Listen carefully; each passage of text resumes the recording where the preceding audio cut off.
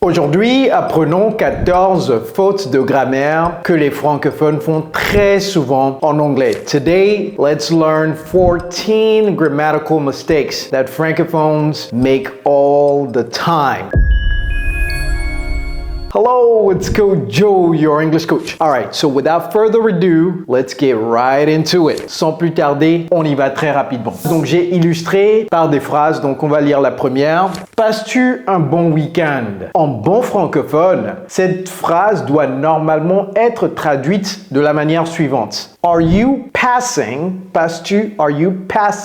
a good weekend? Seulement, il y a un problème. Passer une bonne journée ou passer un bon week-end n'est pas to pass a good day ou bien to pass a good weekend. En anglais, ici, le verbe à utiliser, eh bien, c'est tout simplement le verbe avoir. Donc ici, on va dire quoi? Are you having? Est-ce que tu es en train d'avoir un bon week-end? J'entends très souvent cette erreur de la part des francophones. Donc on y va. Are you having a good weekend? Alors ça, c'est la contraction de weekend en anglais. Au cas où vous ne savez pas cela, weekend, c'est W/E. Donc prochainement que vous rencontrez quelqu'un, vous lui demandez, est-ce que tu passes une bonne journée? Ne dites pas, are you passing a good day? Qu'est-ce qu'il faut plutôt dire? Are you having a good day? All right? Number 2. Je vis à Paris depuis 4 ans. Normalement, je vis doit être traduit par I live in Paris depuis since 4 years. Il y a deux grandes erreurs ici. Donc, normalement, en fait, ça doit être 15 fautes, n'est-ce pas? Mais bon, c'est pas grave. La phrase est faite ainsi. Je vis au Gabon depuis 15 ans, je vis en France depuis X années, etc. On va décortiquer. Le fait que vous avez commencé à vivre à Paris il y a de cela 4 ans et que vous continuez de vivre là-bas fait en sorte qu'on ne peut pas utiliser le présent simple parce que le présent décrit une action dans le présent. Le passé décrit une action dans le passé. Maintenant, comment lier le passé au présent progressif? Ici, on va utiliser une conjugaison appelée le Present Perfect Progressive. Et je vais faire un cours sur le Present Perfect Progressive sur cette chaîne. Donc, si vous n'êtes pas abonné, vous savez exactement ce qu'il faut faire. Aimez la vidéo, abonnez-vous, cliquez sur la cloche de notification pour ne jamais rater mes vidéos. Alright, so, how do we translate this sentence? Je vis à Paris depuis 4 ans. Donc, on commence ici, j'ai dit, c'est le Present Perfect Progressive, n'est-ce pas? Donc ici, on va dire I have been living in Paris. Mais non, since. Est-ce que c'est since ou bien c'est autre chose? Alors, depuis peut être traduit soit par since ou bien par for. Quand est-ce qu'on traduit cela par since et quand est-ce qu'on traduit cela par for? Utilisez since lorsque ça marque le début d'une action. Utilisez for lorsque ça marque la durée d'une action. Donc ici, since ne peut pas aller parce que 4 years, c'est la durée d'une action. Okay? Donc ici, c'est for 4 years. Et vous voyez comment je prononce les deux. Le premier, c'est F-O-R. Le deuxième, c'est F-O-U-R. Donc c'est for 4 years. For 4 years. I have been living in Paris for 4 years. Je vis à Paris depuis 4 ans. I have been living in Paris for 4 years. Never make this mistake again. Number 3. Comment vas-tu ou comment allez-vous? La réponse, tout va bien. Est-ce que c'est how are you going? Parce que naturellement, le verbe aller, c'est go, n'est-ce pas? To go. Est-ce que c'est how are you going? Je ne pense pas. Ici, lorsqu'on dit quelque chose va, ça peut être soit go ou bien ça peut être do. Utilisez do lorsqu'on parle d'un être humain et utilisez go lorsqu'on parle d'une chose, généralement, ok? Donc ici, ce n'est pas how are you going, c'est quoi plutôt? Vous l'avez deviné, how are you doing? How are you doing? Et la réponse? Everything is doing well. Est-ce que c'est correct? Everything is doing well. Je ne pense pas parce que je viens juste de dire que pour les choses, utilisez go, n'est-ce pas? Donc ici, c'est quoi? Everything is going well. Everything is going well. All right. Never make that mistake again. Number 4. Je suis actuellement au Mali. Naturellement, un francophone va dire I am actually in Mali. Cependant, ce n'est pas correct. Actuellement ne se traduit pas littéralement par actually. Et ça, je l'ai déjà sur ma chaîne YouTube. Allez regarder les 13 faux amis. Dans cette vidéo, j'ai parlé de 13 faux amis qui causent énormément de confusion aux francophones. Et dans cette vidéo-là, j'ai parlé de actuellement qui ne veut pas dire actually littéralement. Donc actuellement, c'est quoi en anglais? C'est currently. Currently. Donc la phrase devient I am currently in Mali. Et vous voyez comment je prononce. J'ai pas dit currently. J'ai pas dit tli. Donc c'est, vous avalez le T. Currently. I am currently in Mali. All right? Never make this mistake again. Number 5.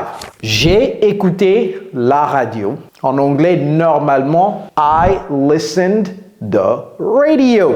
Seulement, ce n'est pas correct. Il doit y avoir quelque chose entre listen et the radio. C'est quoi? Eh bien, c'est une préposition. C'est quelle préposition? Je vous laisse deviner. I listened to the radio. I listened to the radio. Et vous voyez comment je prononce écouter au passé simple.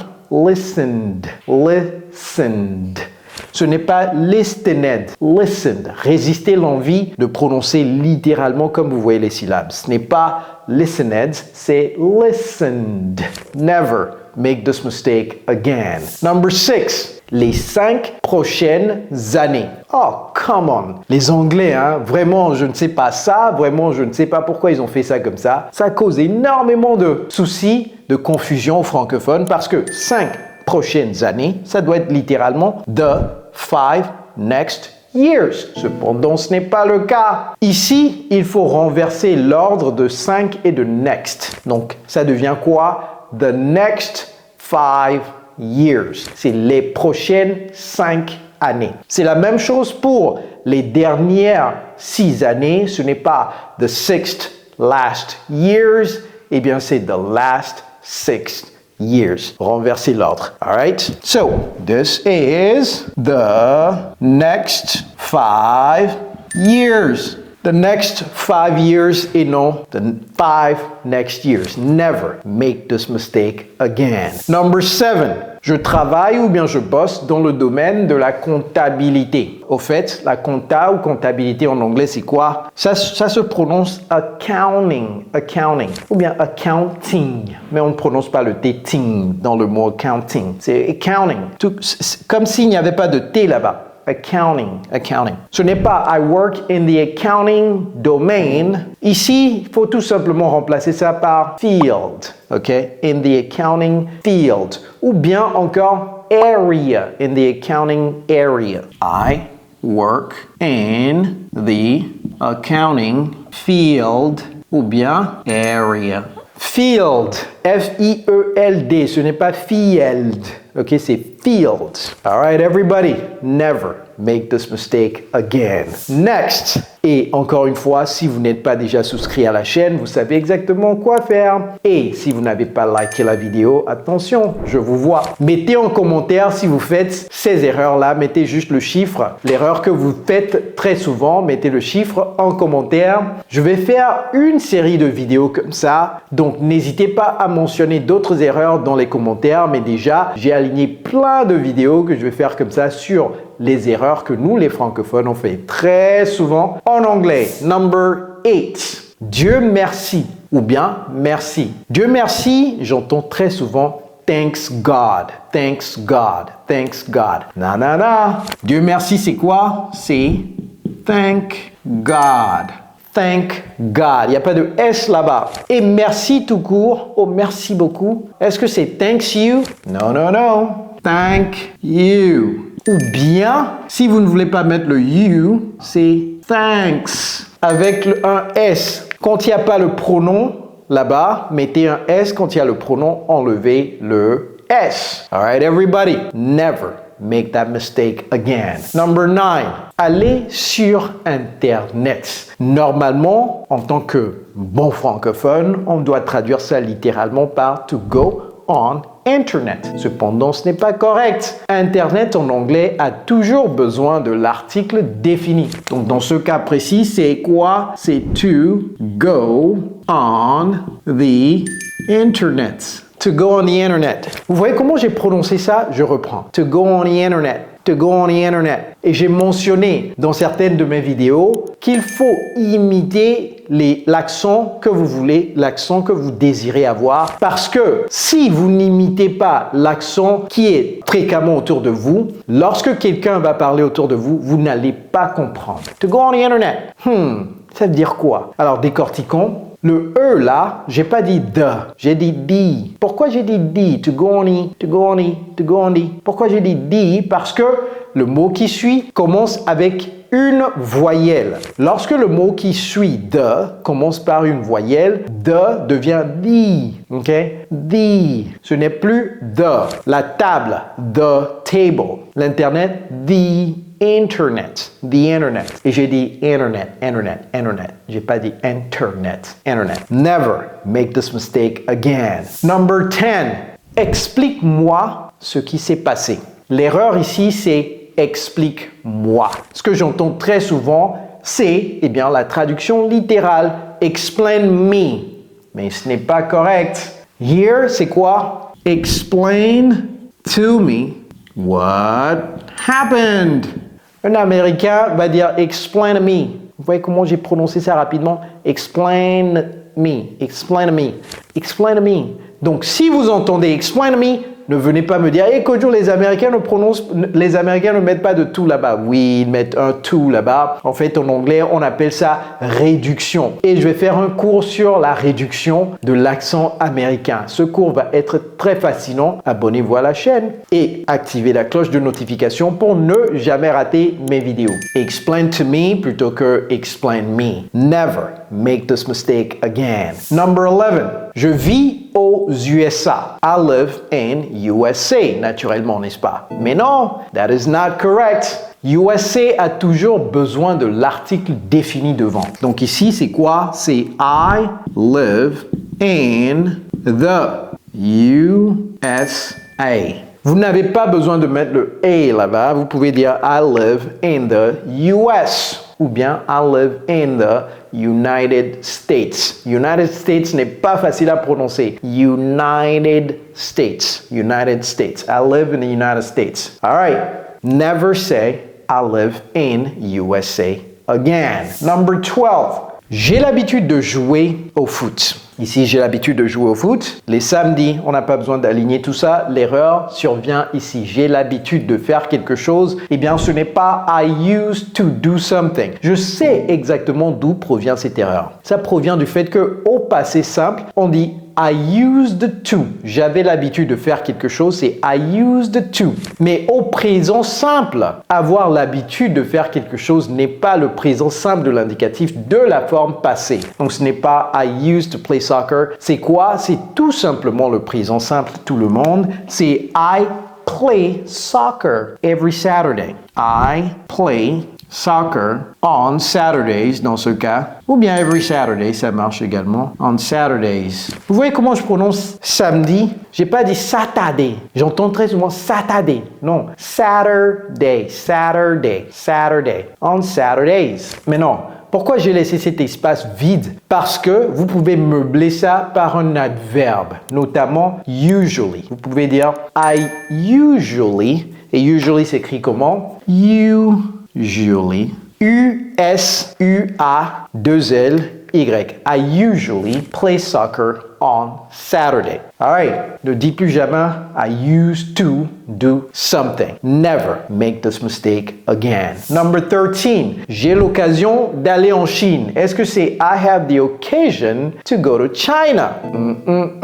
Avoir l'occasion de faire quelque chose en anglais, c'est to have the opportunity to do something. Et comment est-ce qu'on écrit opportunity? Donc ici, c'est I have the... Ah, vous voyez comment je prononce? J'ai pas dit the opportunity, j'ai dit the opportunity. Pourquoi? On vient de parler de ça. Lorsque the est suivi d'un mot qui commence par une voyelle, ça devient the opportunity. I have the opportunity to go to China.